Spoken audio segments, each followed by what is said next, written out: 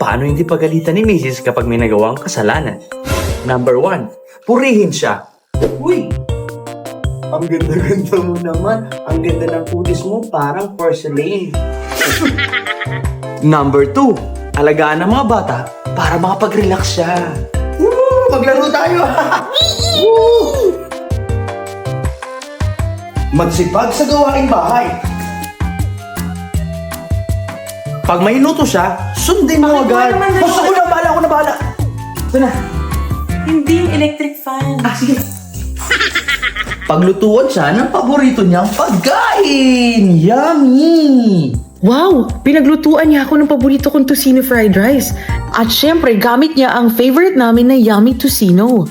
Napakasarap, napaka-tender at marinated ito sa real pineapple juice kaya naman talaga nanunuot yung lasa. Kaya paborito ito hindi lamang ng mga bata, kundi tayo ring matatanda. Yummy talaga! Ba't parang bait mo? Yung may ginawa ka bang kasalanan? Halika, sama ka sa akin. Sorry, nabasik yung makeup mo. Natabig ko kanina. Ganon?